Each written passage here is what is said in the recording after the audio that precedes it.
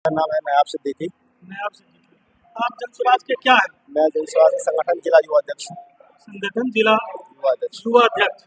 आपसे हम ये जानना चाहते हैं कि अभी जो वक्त तरमीमी बिल पे बहस चल रही है पार्लियामेंट में, अगर वो बिल सरकार ले आती है तो कितना नुकसान होगा मुसलमानों का? देखिए, इसमें मुसलमानों का नुकसान ही नुकसान है। नुकसान अब से क्या हो रहा है, जब से बीजेपी सरकार बनी है 2014 के बाद, तब से तो मुसलमानों का नुकसान ही नुकसान है।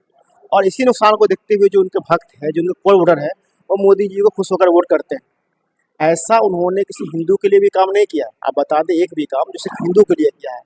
हिंदू जो जो कट्टर हिंदू है, वो उसको इसलिए वोट करते हैं कि मुसलमानों को तकलीफ में देखते हुए, मुसलमान तकलीफ में है तो वो भूखी पेट रह के भी खुश होते हैं वो। तो इसलिए मोदी जीतते जा रहे हैं।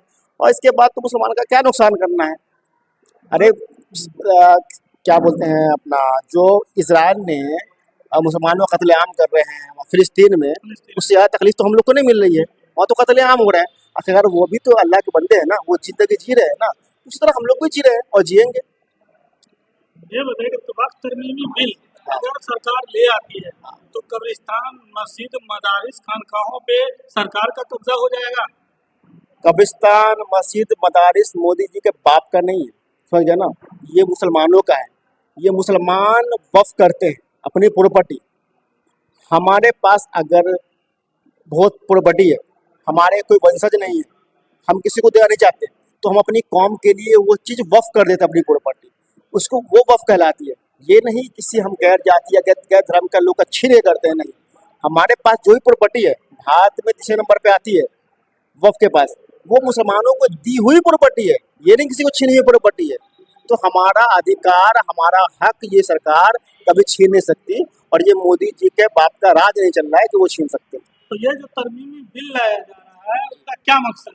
उसका मकसद यही है कि मुसलमानों को बस परेशान करना और अपने भक्तों को खुश करना।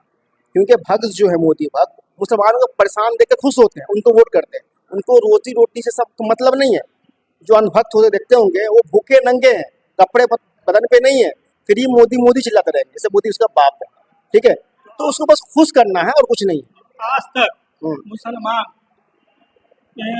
लालू पे और नीतीश कुमार पे विश्वास करते आए, कभी लालू को के पक्ष में गए, कभी नीतीश के पक्ष में आए। आज मुसलमानों का कोई नहीं है।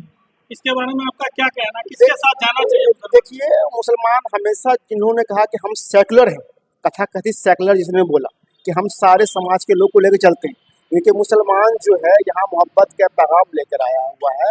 जो अरब से आए, ये जो यहाँ के लोग मुसलमान बने, वो मोहब्बत से मुसलमान बने। ठीक है, वो अपने पड़ोसी हिंदू भाइयों के साथ में घुल मिल के रहते हैं। वो कभी नहीं चाहते झगड़ा करना।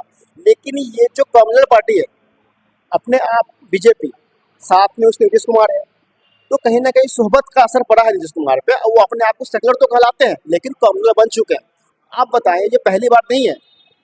धारा 170 से लेकर एनआरसी सीए से लेकर ट्रिपल तलाक से लेकर और ये वक्फ बोर्ड तक, सभी में उन्होंने समर्थन किया है बीजेपी का। तो पहले भी कॉमनल थे, लेकिन मुसलमानों का उसको वोट लेना था, तो वो अपने आप को सेकुलर कहला रहे थे और उसका कोई मतलब नहीं है। और वो अब खुलकर आ गए, भैया हम कॉमनल हैं, हम सेकुलर नहीं है।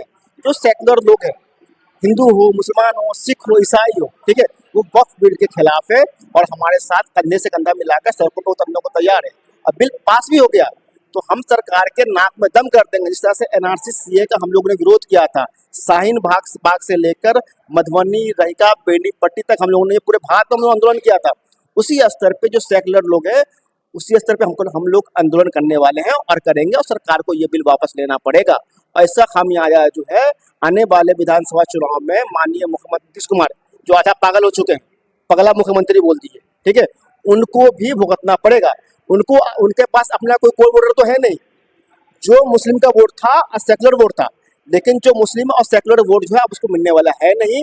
आने वाले विधानसभा में अगर इस हिम्मत है तो अकेले चुनाव लड़के दिखाएं नीतीश कुमार, अपनी सीट भी वो गवा पाएंगे। वो तो चुनाव लड़ते हैं नहीं, डर से कि हार जाएंगे, वो लड़े इस बार और अपनी सीट अगर निकाल ले तो कहलाएंगे वो मर्द है, लेकिन वो उस लायक भी नहीं है। अरे जो मुसलमान ये जो तरमीमी वक्त बिल अभी बहस के मद्देनजर है, उस पर जो बहस चल रहा है, तो जो उसमें सपोर्ट कर रहे हैं, क्या मुसलमान को उससे हुक्का पानी बंद कर लेना चाहिए?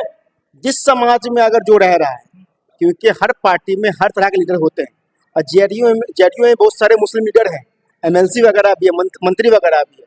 तो इस बार मुसलमान उसको खुल के बोल दे, अगर तुमने उस पार्टी को नहीं छोड़ा या तरफदारी करी तो उस समाज के लोग उसका बायकॉट कर दे, उनकी अपने घर से बेटा बेटी को ब्याहना छोड़ दे, उनको पार्टी दावते या किसी मैयत में या किसी जलसे में बुलाना छोड़ दे, हुक्का पानी बंद कर दे, ताकि समझ में आए कि हमारे कौम जो है वो किस स्तर पे हमसे खफा है, और तब ताकि वो अपनी सरकार को जाके बोले और इस गलती को सुधार करे।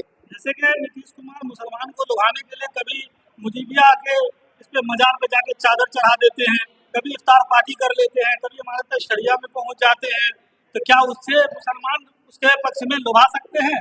एक गाना है ना, सुने होंगे आप कि प्यासे को पानी पिलाया नहीं फिर अमृत पिलाने से क्या फायदा। तो जब चादर चढ़ाने से क्या फायदा आपको, जब उनकी कौम नंगी है, जब वो कौम नंगी हो और एक मजार पे आकर चादर चढ़ा रहे हैं, तो उससे आप रहनुमा नहीं बन जाएंगे, आप जो गद्दार हैं वो गद्दारी कहलाएंगे।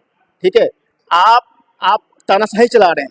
हिटलर तो मर गया वो, लेकिन हिटलर छोड़ गया अपनी वंशज छोड़ गया भारत के अंदर, जो एक गुजरात में है और एक बिहार में।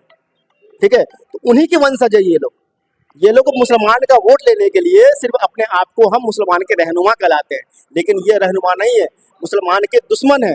और मुसलमान के दुश्मन नहीं है, जो भी इस मुल्क में सेकुलर लोग हैं, जो गांधी विचारधारा वाले लोग हैं, उन सबके दुश्मन है।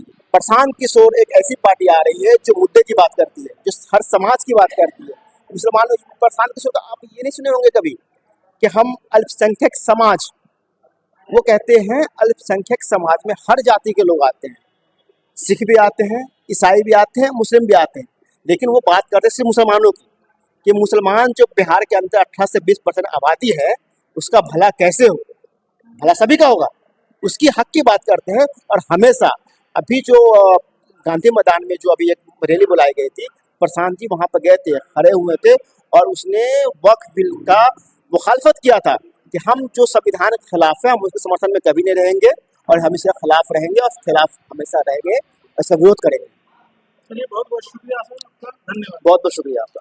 मैडम, कुछ आप कहेंगे? 2 बात कर दीजिए बस, जो ही कुछ 11 तारीख को जो रैली होने जा रही है, आप